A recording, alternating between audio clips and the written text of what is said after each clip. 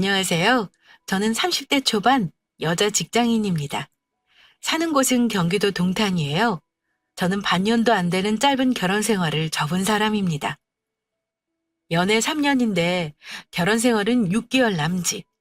그 사람과 만난 세월이 아까워 결혼했지만 막상 결혼하고 보니 결혼 생활이라는 건 정과 의리만으로 절대 살 수 없는 거더군요. 구독자분들 혹시 결혼 전과 결혼 후가 달라 이혼한 사연들 많이 들어보셨을 겁니다. 제 전 남편이 그랬어요. 결혼 전에는 시댁 식구들이 전부 한마음으로 저에게 입에 발린 소리를 했는데 결혼하고 나서는 잡은 물고기한테 고기 주지 않는다는 개소리까지 한 사람이 남편입니다. 아마 신혼여행에서 돌아오자마자 깨진 부부 사연 빼고는 제 사연 역시 초스피드 이혼 사연 중에 하나이지 않을까 싶습니다. 결혼해서 잘 살고 싶지 않은 사람이 누가 있겠어요? 저도 결혼할 때는 행복한 미래에 대한 기대로 설레는 마음이 더 많았습니다. 하지만 남편과 시모가 돈 때문에 저에 대해 음흉한 속내를 가지고 있었다는 거 알고서는 모든 신뢰가 깨져버렸습니다. 저는 함께 해온 날도 중요하지만 앞으로 남아있는 인생이 더 중요했기에 망설이지 않고 결혼 생활 접어버렸어요. 벌써 2년이 지난 얘기긴 합니다만 아직도 결혼에 대한 생각은 부정적입니다. 그래서인지 새로운 사람을 만나거나 결혼을 할 생각은 없습니다. 헤어지고 나서 몇 달간 전 남편에게 시달렸던 적이 있는데요. 그 사람이 저한테 했던 말 중 가장 어처구니 없는 말이 뭐였는 줄 아세요? 결혼하면 부부는 한 몸이라 그랬어. 나는 너한테 내 모든 걸 다 내줬고 알려줬는데 네가 이렇게 계산적인 사람인 줄은 몰랐다. 그깟 돈 좀 우리 엄마 도와준 게 결혼 끝날 만큼 큰일이야? 네가 혼인신고 안 한 이유가 있구나. 끝까지 재고 따지느라 여차하면 발 빼려고 그랬던 거네? 음흉한 건 내가 아니라 너야. 그 말 들으니까 내가 혼인신고 빨리 안 한 게 신의 한 수였다 싶다. 결혼 전부터 내 집도 탐낸 거 다 이유가 있었다고 생각하니까 진짜 정 떨어져. 이제와 이런 말 할 것도 없어. 다시는 나한테 연락하지 마. 그 사람은 짧은 혼인 기간을 정리하면서 처음에는 매달리더니 나중에는 오히려 혼인 파탄의 원인이 계산적인 저에게 있다며 물타기를 하기까지 했습니다. 연애하는 동안 왜 저런 속내를 몰랐을까 후회되지만 어쩌겠어요? 잘못된 선택한 건 저니까 제가 감수하고 돌려놓을 수밖에요. 일단 저에 대해 간단히 말씀드려 볼게요.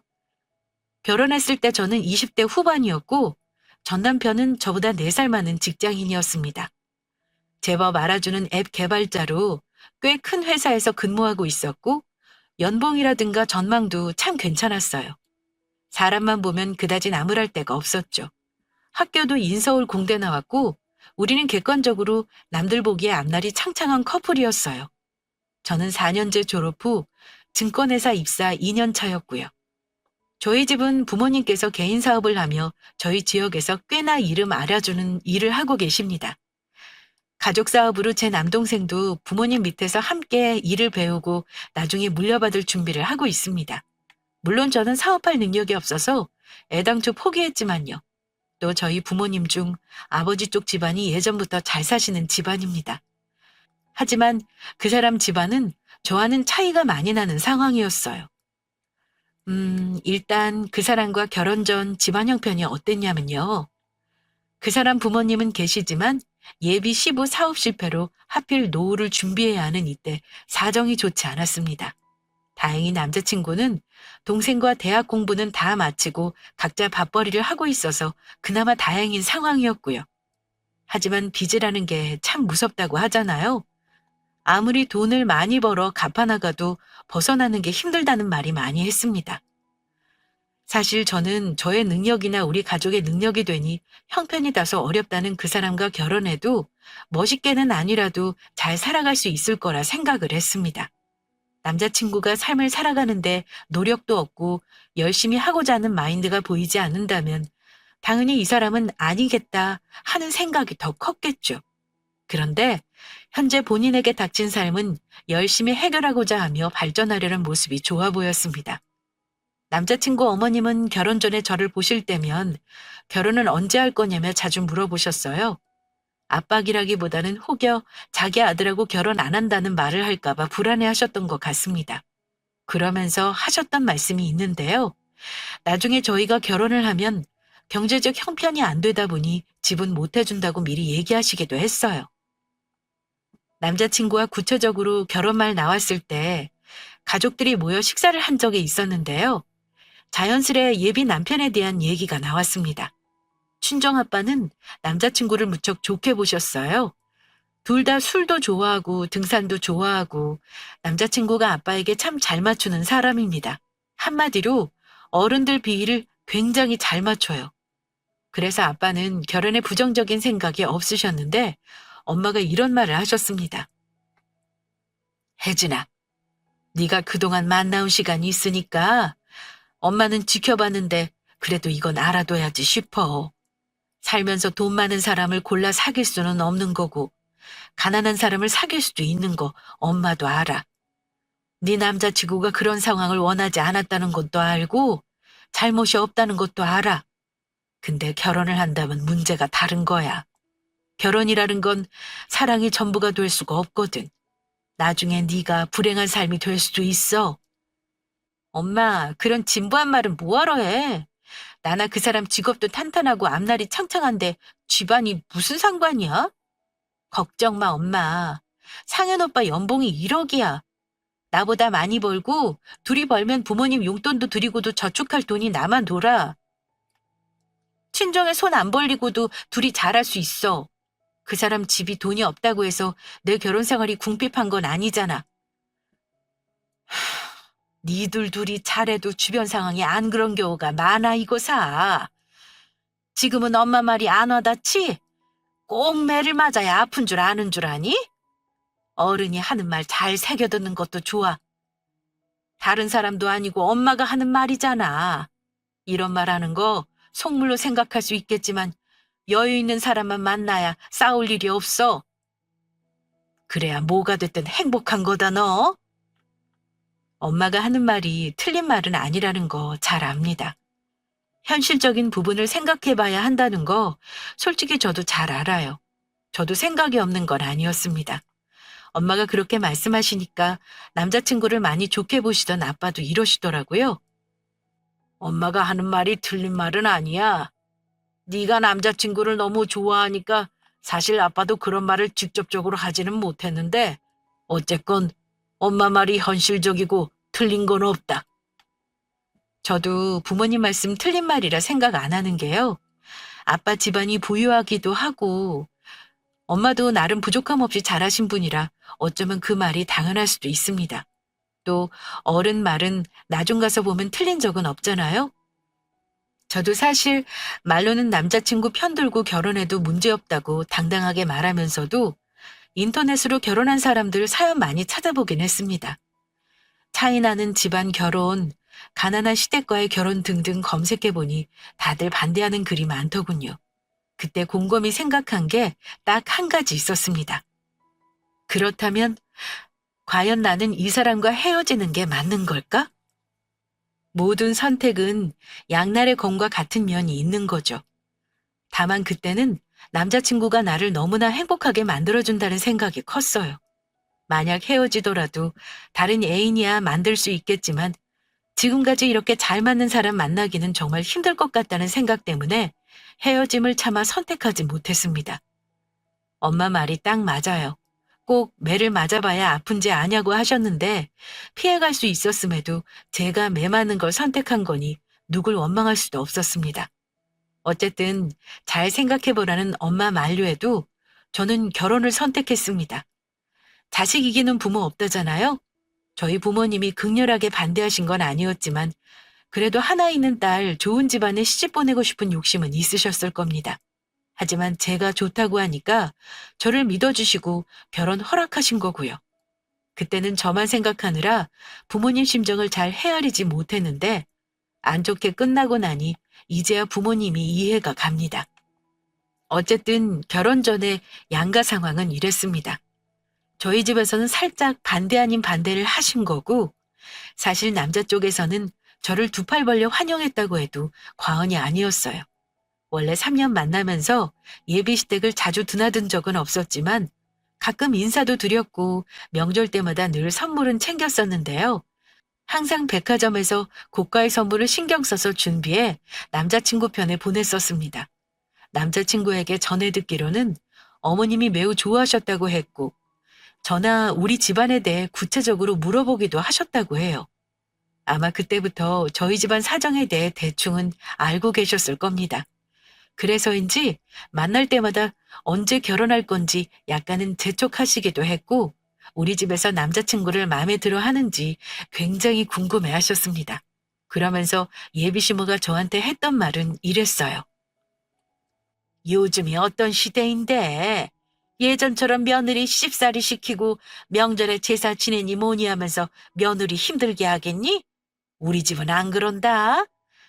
우리 아들이랑 결혼하면 적어도 시집 때문에 속 끓일 일은 없을 거니까 걱정하지 말어. 아마 대한민국에서 우리 집 같은 시대가 없을걸? 그래, 혜진아. 명절에는 각자 집에 가서 쉬고 우리 직장 쉬니까 여행 다니자. 너 친정 가서 푹 쉬다 와도 괜찮아. 우리 어머니도 명절에는 며느리 힘들게 안 하실 거라고 나랑 약속하셨어.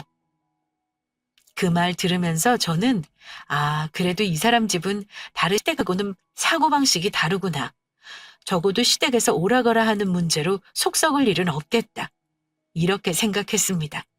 그리고 둘이 정식으로 결혼하겠다고 정식으로 인사하러 갔을 때 시어머니를 비롯해 시동생과 시아버지도 굉장히 반기는 분위기였습니다. 물론 남자친구 집에 갔을 때 내가 생각했던 것보다 살림이 더 단출해 보여 놀라긴 했습니다. 그때 엄마가 했던 말이 머리를 스치더라고요. 그런데 집을 둘러보던 제 마음을 눈치채기라도 한 것처럼 시어머니가 이런 말씀을 하셨습니다. 우리 사는 게 형편없어 보여 걱정이니? 너무 걱정하지 말어. 우리는 니들한테 기대서 살 생각 없다. 물론 용돈 안 받겠다는 말은 못해. 너 보다시피 조금 힘든 상황이긴 하다만 네 아버지나 나나 아직 조금씩 벌고 있으니까 너무 부담 가지지 말어. 너희 결혼하면 우리도 이 빌라 벗어나서 아파트로 이사할 생각이야. 우리 살 궁리하느라 너희 많이 못 도와주는 게 미안하다만 그렇다고 우리가 걸림돌이 되기는 싫구나. 결혼하면 너희 부부가 우선 아니겠냐? 그랬더니 시아버지도 그러셨습니다. 그래, 우리 때문에 혹시 결혼 망설이는 거라면 절대 그러지 않아도 된다.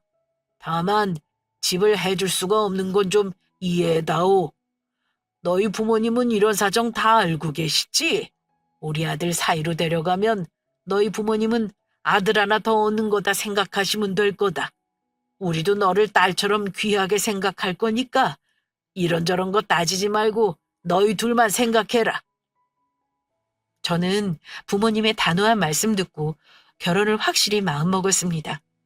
남자친구 집 사정이야 친정에서도 잘 알고 있었고 집은 저희 부모님이 이미 제 앞으로 해주시겠다고 세놓고 있던 아파트 세입자를 내보내기로 한 상황이었어요. 평수도 작지 않았고 38평짜리 신혼부부가 살기에는 다소 넓은 집이기도 했습니다. 물론 남자친구에게도 그 사실을 미리 얘기했고요. 그때 남자친구가 표정 관리 못하고 엄청 좋아하긴 했습니다. 신난 기분을 감추지 못하고 이랬으니까요. 38평이면 방이 4개나 있는 거네? 둘이 살기에는 과분하게 넓네.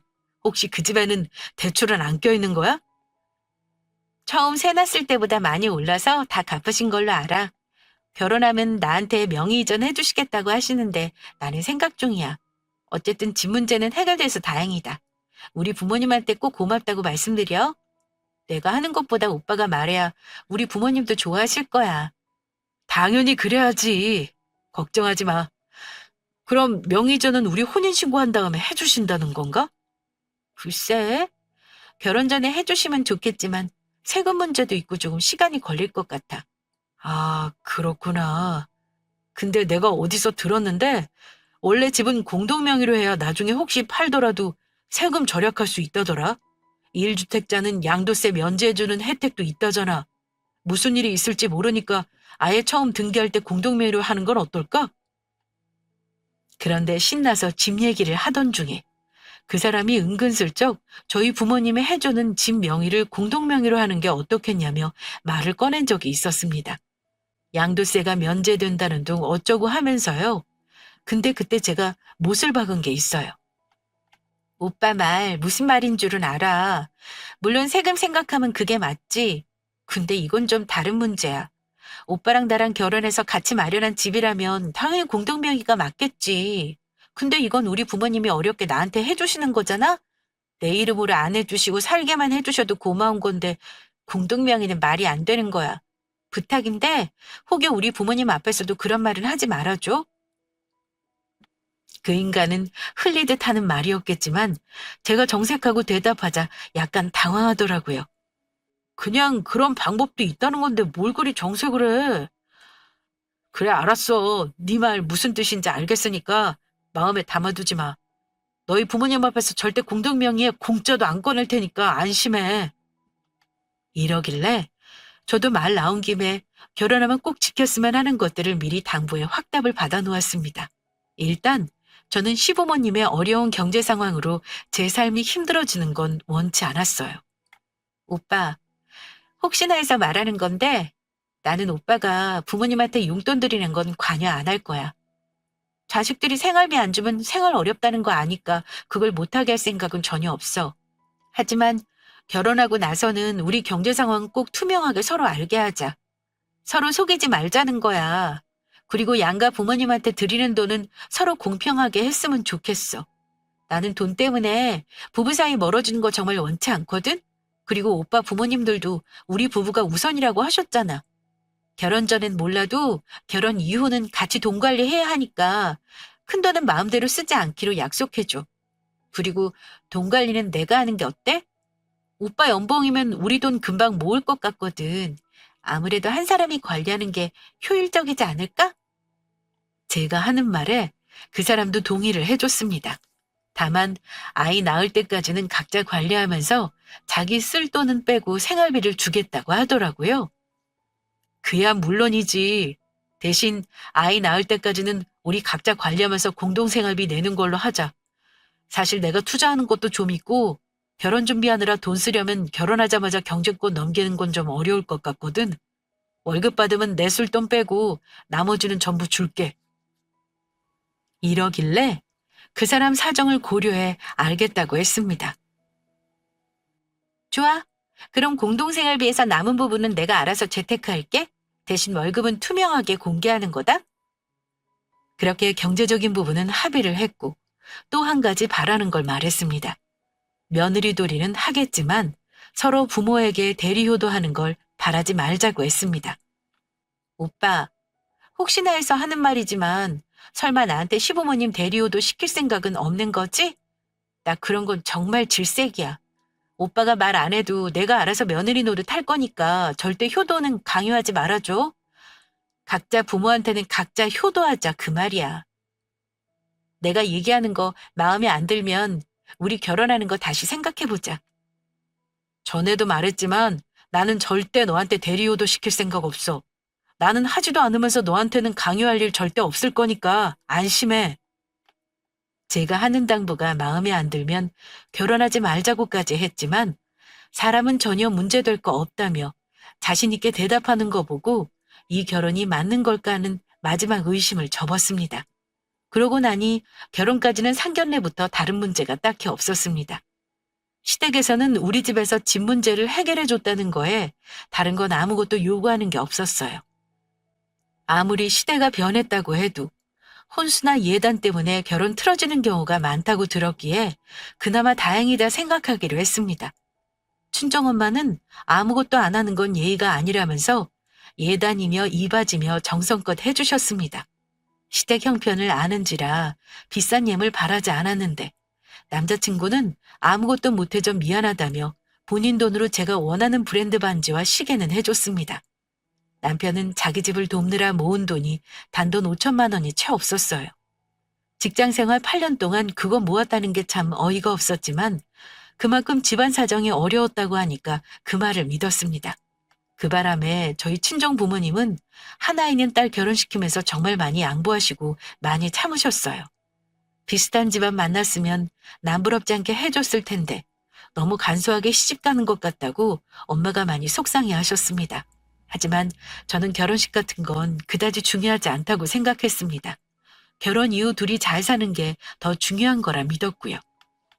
신혼집은 친정아빠가 결혼하기 전에 집 명의 저로 돌려주시겠다고 했지만 고민 끝에 제가 거절했습니다. 저도 연봉이 꽤 되고 예비 남편도 연봉이 1억인데 굳이 친정 부모님한테 집 빼앗지 않아도 우리 힘으로 금방 마련할 수 있을 것 같아서요. 그래도 집 마련할 때까지 주거 문제 해결되는 건 큰 이득 아닌가요? 예비 남편이 그 집 명의 운운한 적이 있었기에 그 부분은 확실히 해뒀습니다. 우리 신혼집은 내 명의로 안 하기로 했어. 우리 힘으로 집 마련할 때까지 살다가 나오자. 그래도 집 걱정 안 하고 목돈 안 드니 다행인 거잖아? 그런데 그 얘기를 했더니 그 사람 표정이 급격하게 어두워지더라고요. 나중에 집 사는 건 사는 거고 이 문제는 다른 거지. 아니, 장인어른은 너한테 주시겠다는 집을 왜 다시 안 주신다는 건데? 아빠가 해주시겠다는 거 내가 싫다고 했어. 싫다고 해도 언젠가는 다 자식들 주실 테지만 지금 덜컥 그 집 받아서 공짜로 사는 건 너무 도리가 아닌 것 같아서 그래. 우리 부모님은 세입자 내보내시면서 목돈 쓰셨는데 내가 드린 것도 없단 말이야. 우리 집이 여유 있다고 해서 자식한테 집 해주는 건 당연하다고 생각하지 마. 나는 대학 다닐 때도 내 용돈은 벌었었어. 우리 힘으로 어떻게든 해보자. 나중에 우리 부모님이 재산 남주고 가시겠어? 그래도 지금부터 부모님이 다 해주시길 바라는 건 아니지 싶어. 제가 부모님 집을 받지 않기로 한 속마음을 얘기했더니 그 사람도 수긍을 하긴 했습니다. 그래, 네 말대로 언젠가는 전부 자식들 주시겠지. 하지만 이런 이유라면 내가 대출 내서라도 보증금은 마련할 수 있는 거잖아. 그래도 나는 처음부터 우리 집 가지고 시작하면 좋겠는데. 지금 생각하니까 그 사람은 제가 아파트를 안 받겠다 한 걸 굉장히 아까워한 듯 했습니다. 물론 거기서 더 조르지 않고 제 결정을 따르긴 했어요. 하지만 결혼 이후 그 집 때문에 제가 남편과 시모에게 시달리는 일이 있었습니다. 결혼하고 나서는 핑크빛 신혼생활이 펼쳐질 줄 알았습니다. 그런데 좋은 건 딱 신혼여행 때까지더라고요. 결혼하자마자 모든 걸 저에게 다 맞춰주던 남편의 태도가 서서히 바뀌는 걸 느꼈습니다. 솔직히 말하면 저는 결혼하고 딱 2주 될 때부터 이 결혼을 때려치우고 싶은 마음이 생겼습니다. 누가 그랬나요? 결혼 전 미리 살아보라고요. 아무리 말로 잘해주겠다고 입에 발린 소리를 하면 뭐 하나요? 결혼은 생활이고 현실이 맞더라고요. 결혼하자마자 남편은 결혼 전에 제가 했던 당부는 싹 잊은 사람처럼 행동했습니다. 남편은 전혀 저와의 약속을 지키지 않았습니다. 결혼 이후 노골적으로 살고 있는 신혼집 명의를 공동명의로 하자며 요구했고요. 특히 시어머니는 저를 만나면 은근히 집 문제로 압박을 하셨습니다. 그전에는 아무 말 없더니 결혼하자마자 저희 부부를 호출하신 적이 있었습니다. 그런데 저를 앉혀놓고 이렇게 말씀하셨던 게 기억나네요. 결혼하면 부부가 공동 운명체인 거다. 예전에도 내가 말했지? 결혼하고 나서는 부부가 먼저라고 말이다. 내가 오늘 너 부른 건 너희 집 명의 때문이야. 듣자 하니까 너 부모님이 주시겠다는 집 안 받기로 했다면서? 물론 내가 그 뜻은 이해는 한다. 우리 쪽에서는 거기에 대해 할 말이 없어. 하지만 결혼한 지금은 상황이 다른 거 아니니? 내가 아무리 생각을 해봐도 네 집에서 해주겠다는 걸 안 받는 건 이해가 안 가는구나. 지금이라도 네 친정 부모님한테 말씀드려서 살고 있는 아파트 명의 이전해달라고 하는 게 어떻겠니? 그래도 가능하면 부부가 공동명의로 해야 나중에 탈이 없지 않을까 싶다. 이러면서 친정 부모님께 지금이라도 집 명의를 이전해달라는 요구를 하는 겁니다. 저는 시모 얘기 듣고 아무래도 안 되겠다 싶어 단호하게 입장을 말씀드렸습니다. 어머니, 그 문제는 남편이랑 이미 끝난 얘기예요. 그리고 돈 한 푼 안 들이고 명의 이전 해달라는 건 아무리 자식이라지만 도둑놈 심부라고 생각해요. 물론 여유 있는 집에서 해줄 수도 있죠. 근데 그걸 또 남편이랑 공동명의로 해달라니요. 그건 경우가 아닌 것 같네요. 저 그 집 나중에 저 말고 동생 주라고 할 생각도 있어요. 어머니 아시다시피 남편이 돈도 잘 벌고 저도 직업 튼튼해요. 둘이 벌면 3년도 안 걸려 집 살 것 같은데 자꾸 왜 그러세요? 오늘 이후에는 더 이상 얘기하지 말아주세요. 내 아들이 버는 돈을 전부 네가 가져가면 굳이 그 집을 안 받겠다는 건 뭐냐? 너 시집 올 때 우리가 해준 거 없다고 이러는 거 내가 모를 줄 아니? 아무리 없는 집에 시집 왔다고 해도 그러는 거 아니야. 내가 다 니들 생각에 이런 말 하는 거지 나조차고 이러겠니? 이러면서 펄펄 뛰셨습니다. 어머니가 말씀하시는 거 거절하고 집에 돌아와서도 남편이랑 다퉜어요. 남편은 남편대로 제가 자기 부모 말을 안 듣는 것에 대해 불만을 토로했고요. 저는 이미 끝난 얘기를 조르는 그 집 식구들을 이해할 수 없었습니다. 저는 남자 집안이 저희 집보다 훨씬 달리고 각자 모아놓은 재산도 저보다 훨씬 적어도 부모 걱정 다 뿌리치고 결혼하겠다는 사람입니다. 본인 노력으로 좋은 직장 거머쥐고 열심히 살려는 그 성실함을 높게 샀고 사랑 하나로 결혼을 결심했는데 이 남자는 저와 친정을 이용해 먹으려고 결혼한 게 아닌지 의심스러웠습니다. 친정에서 해주기로 한 집이 탐나서 나랑 결혼한 게 아닌가 하는 생각까지 들 정도였습니다.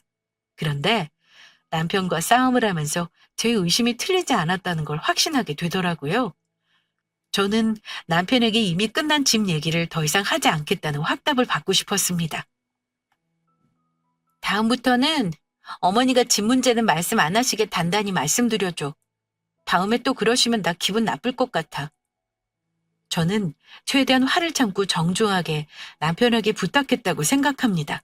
하지만 돌아오는 남편의 말이 황당하게 이를 데 없었습니다. 우리 엄마 말이 우습냐? 솔직히 말해서 나는 너한테 사기당한 기분이야. 주시겠다고 하는 집을 안 받는 이유가 뭐야? 우리 집이 해준 거 없으니까 너도 싫다는 거잖아. 말로는 네가 우리 집안 감수하고 결혼한다고 하면서 속으로 계산하는 건 너 아니야? 저는 어이가 없어서 무슨 소리냐고 결혼 전에 다 얘기 끝난 거 아니냐고 했더니 그 사람이 한 말이 뭐였는 줄 아세요? 결혼 전에 무슨 말을 못하냐? 일단 너 잡으려고 미끼 좀 던진 거지. 이제 너는 잡은 물고기인데 내가 너 밥을 줄 필요는 없잖아? 너도 다시 생각 잘해봐. 우리 엄마 말이 틀린 건 없어. 이럽니다. 저는 남편의 그 말 듣고 상당히 충격을 받았습니다. 설마 속마음이 그렇다고 해도 저렇게 입 밖으로 꺼내서 말한다는 게 놀라웠어요. 하지만 거기서 끝이 아니었습니다. 더 큰 문제는 따로 있었습니다. 결혼 전 합의한 돈 관리 방법에 대해 남편은 이 핑계 저 핑계를 대며 지키지 않았습니다. 심지어 투명하게 공개하기로 한 월급을 정확하게 공개하지 않았어요. 게다가 공동 생활비도 약속했던 금액보다 덜 해줬습니다. 처음 2달 정도는 남편이 이런저런 사정을 얘기하길래 이해하고 두고 보려 했습니다. 그런데 석 달째부터 뭔가 이상하다는 생각이 들기 시작했습니다. 남편의 월급 실수령액은 800 남짓이었고 연봉으로 따지면 세전 1억이 넘었어요. 그런데 결혼 전에는 연봉 자랑해가며 큰소리 치던 남편이 자꾸 월급이 적게 들어온다는 이상한 말을 하는 겁니다. 회사가 어려워서 이번 달 나오기로 한 수당을 못 준대. 아마 몇 달 있다가 준다는 것 같아. 이번 달에는 생활비 200만 줘도 될까? 당신 월급도 있으니까 우리 살기 쪼들리는 건 아니잖아. 당분간만 이해해줘.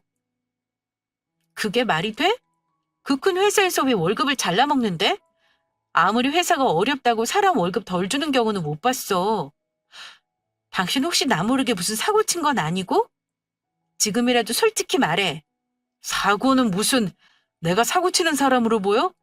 당신은 월급 꼬박꼬박 나오는 직종이니까 이해를 못하는 거지만 나 일하는 이 바닥은 다들 이렇게 살아. 오히려 더 성을 내는 남편을 보고 입을 다물긴 했지만 이상하다는 생각은 지울 수 없었습니다. 제가 바보도 아니고요. 이런 식으로 차일피일 생활비를 줄이고 월급을 정확히 공개하지 않는 게 6개월째가 돼가면서 가만히 있을 수 없다는 생각이 들었습니다. 돈 문제는 투명하게 공개하기로 결혼 전부터 약속했는데 뭔가 저에게 숨기고 있다는 느낌을 받은 저는 나를 잡아 남편의 컴퓨터를 뒤지기로 했습니다. 나쁘다 하실 수도 있어요. 하지만 이유 없이 월급을 적게 가져오고 공동생활비를 이 핑계 저 핑계 대며 안 주는 정확한 이유를 알고 싶었습니다. 사실 저는 남편의 공인인증서 비번을 압니다. 남편은 모든 계정의 비밀번호가 같아요. 결혼 전부터 알고 있었지만 제가 남편 계좌나 개인 계정을 뒤진 적이 없을 뿐입니다. 남편이 퇴근하기 전 어느 날 저는 남편의 은행 계좌에 로그인을 해보기로 했습니다. 하지만 설마 별거 없겠지 하는 마음이 더 컸어요. 그런데 남편 계좌의 입출금 내역을 확인해보고 나서 저는 너무 놀라고 말았습니다. 6개월 전인 결혼 2달 전부터 확인해보니 결혼 직후 한 달이 채 안 되었을 때 2억이라는 거액의 돈을 대출받았다는 걸 알았습니다. 게다가 그 돈이 김선숙의 계좌로 이체되었더라고요. 그 이름은 다름 아닌 우리 시어머니의 이름이었습니다. 거기서 이미 1차적으로 배신감을 느꼈고요. 더 화가 났던 건 결혼 전부터도 그렇고 결혼 이후에도 월급의 절반이 넘는 돈을 쭉 어머니에게 이체했다는 거였습니다. 저한테는 분명 매달 100만 원 정도의 생활비를 드린다고 결혼 전에 말했는데 그것도 저에게 거짓말을 했더군요. 결혼 전 솔직히 말했다면 아마 저는 이해했을 겁니다. 그런데 결혼 후에도 쭉 시댁에 들어가는 돈을 거짓말했다는 사실에 배신감을 느꼈습니다. 그 뒤 매달 같은 날 은행의 원금과 이자가 상환되고 있었습니다. 남편은 대출받은 돈을 갚느라 돈이 없던 거였어요. 모든 사실을 알고 나니 그제야 돈 없다는 남편 말이 납득이 되더군요. 저는 퇴근한 남편에게 바로 따지지 않고 일단 지켜봤습니다. 그리고 돈 문제에 대해 남편을 넌지시 떠봤지만 그 인간은 제게 솔직히 털어놓을 생각이 없는 것 같았습니다. 며칠 많은 고민을 했지만 저는 이런 결혼 생활을 유지할 자신이 없었습니다. 특히 거짓말쟁이에 겉과 속 다른 남편을 믿고 살 생각은 더더욱 없었습니다. 저는 시댁에 가서 직접 물어보고 싶었어요. 그래서 남편과 시댁에 간 주말에 식사를 마치고 시어머니와 남편 앞에서 직접 말을 꺼냈습니다. 저 사실은 오늘 온 거 그냥 밥 먹으러 온 거 아니에요. 어머니랑 당신한테 물어볼 게 있어서요. 당신, 결혼하고 나서 어머니한테 2억이라는 돈을 대출까지 받아서 드렸더라? 어떻게 안 거냐고 묻지 마. 그건 이제 의미 없어. 중요한 건 내가 알았다는 거야. 왜 나를 속인 거야? 2억씩이나 대출받아서 어머니 드린 이유는 뭐고, 매달 드린 용돈은 나한테 말한 거랑 왜 금액이 달라? 결혼한 다음에 우리 돈 문제는 솔직하기로 했잖아. 그랬더니 어머니와 남편 둘 다 놀라는 얼굴로 말을 못하는 겁니다. 어떻게 알았냐고 따질 줄 알았지만 남편은 생각보다 순순하게 사실을 인정하더군요. 당신 그 말하려고 어머니 댁에 오자고 한 거야? 나중에 전부 말하려고 한 거야. 속일 생각은 없어. 근데 어쩌겠어. 어머니가 갑자기 쓸 곳이 있다고 하시잖아. 그 돈 아니면 이 집을 비워줘야 할 상황이라서 어쩔 수 없었다고. 아들인 내가 그걸 모른 척할 수는 없잖아. 그러자 듣고 계시던 어머니도 한마디 하시더군요. 근데 내 아들이 대출받아서 부모를 돕겠다는 걸 왜 네가 기분 나빠하는 거냐? 네가 친정에서 집만 해왔어도 이런 일은 없었을 거야. 그랬으면 그 집 담보로 나 빌려줄 수도 있었던 거 아니냐? 네가 집 안 해오는 바람에 우리 아들이 생돈으로 대출까지 받아 나 도와준 거다. 그런 줄이나 알아. 어머니, 아무리 그래도 결혼 이후에 그런 큰 돈을 말도 없이 대출받는 게 상식적으로 맞다고 생각하세요? 부부 사이에 금전적인 거 속이면 이혼 사유라고요. 저한테 계속 친정에서 집 받아오라는 게 그런 이유가 있는 줄은 몰랐네요. 이제라도 어머니 그 시커먼 속을 알았으니까 다행이에요. 어쨌든 저는 이제 이 집에서 발 뺄게요. 저를 식구로 생각하지도 않고 이용하려고 한 거 다 알았는데 이 집 며느리 노릇 할 이유는 없죠? 상황이 점점 심각하게 흘러가자 남편이 그러더군요. 여보, 왜 그리 극단적이야? 이런 일로 결혼 생활 접기라도 하겠다는 거야? 너랑 나랑 벌면 그깟 2억이 아니라 3억도 금방 갚을 수 있어. 당신 생활비로만 살면 2년이면 다 갚을 수 있는 돈이야. 속인 건 미안하지만 결혼 접겠다는 소리 하지 마. 우리 둘이 벌어서 최대한 빨리 갚아보자. 어차피 다 밝혀졌으니 이판사판이라는 건지 더 뻔뻔하게 나오는 거 보고 할 말이 없었습니다. 자기 마음대로 빌려놓고 같이 갚자는 건 대체 무슨 심보인 건가요? 저는 이미 결혼에 대한 미련은 없었습니다. 남편이 저 몰래 2억이라는 돈을 대출받았다는 거 안 그 순간 결혼 접을 결심을 했으니까요. 그 돈을 왜 내가 버는 돈으로 갚아? 당신 혼자 갚아. 우리 지금 법적으로 부부 사이 아닌 건 알지? 혼인신고 안 했으니까 이혼이고 뭐고 할 거 없이 당신 짐 싸서 나가면 그만이야. 당신이랑 몇 달 살았으니 사실혼 관계는 맞는 건가? 내가 그걸로 법적 소송할 수 있는 거 다 해볼까? 나한테 손해배상 청구랑 위자료 청구 한번 해볼래? 그러기 싫으면 조용히 짐 싸서 나가. 제가 나가라는 말을 하니 시모와 남편은 난리가 났죠. 어머니는 주저앉아 가슴까지 치면서 피해자 연기를 하셨고 저를 나쁜 사람으로 만들었습니다. 남편은 제가 장난이 아니라는 걸 알고 당황했는지 내가 살림 산 거 어림잡아 1,000만 원이 넘어. 그건 어쩔 건데? 이러면서 찌질하게 나오더라고요. 난 필요 없으니까 싹 다 가져가. 딱 이틀 줄 테니까 그 안에 가져가라. 대신 결혼 준비할 때 쓴 내역 내가 전부 가지고 있거든? 그거 정확하게 반반 청구할 거니까 각오하고 있어라. 저는 마지막으로 그 인간에게 내 몫에 돌려받을 돈을 청구하겠다고 하고 돌아섰습니다. 그 뒤 남편은 당연하게도 저한테 사과도 했고 적반하적으로 화를 내기도 하는 어처구니 없는 모습을 보여줬습니다. 그래도 헤어지는 건 아닌 것 같다며 저한테 미안하다는 입에 발린 사과를 하더니 무슨 개소리를 한 줄 아세요? 나도 사과했으니까 너도 우리 엄마 상처 준 거 사과해. 지금이라도 어머니에게 사과하고 같이 살겠다면 받아줄게. 나도 잘못했지만 너도 잘한 거 없어. 우리가 돈을 못 버는 것도 아닌데 이런 걸로 부모님 가슴에 못 박아야겠냐? 이러길래 뭐? 사과? 지금 사과라고 했니? 그 말 들으니까 다시 한번 정신 차리게 되네.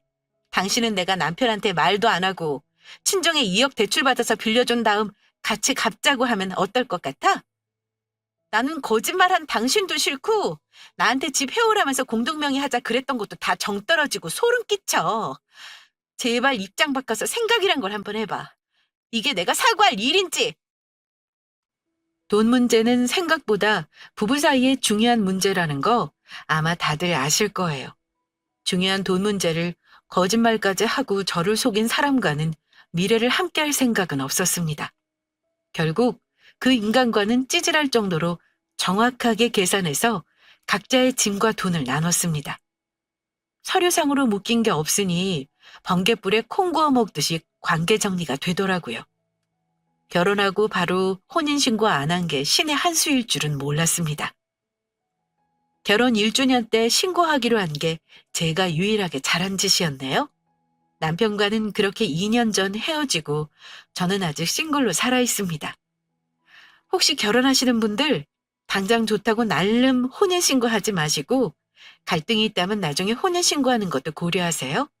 이혼하는 과정이 참 힘들다는 거 주위에서 많이 봤지만 저는 그 힘든 거 안 겪고 간단하게 정리한 거라 그 점은 좋네요. 물론 위자료니 뭐니 그런 건 포기했지만요.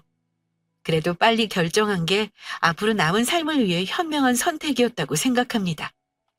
제 짧은 결혼 생활을 끝낸 사연은 여기까지입니다. 피곤한 부부싸움 얘기 끝까지 들어주셔서 감사합니다. 제가 미련했던 부분이 있더라도 너무 나무라지 말아주시고 조언의 말씀 부탁드리며 사연 끝마치겠습니다. 감사합니다.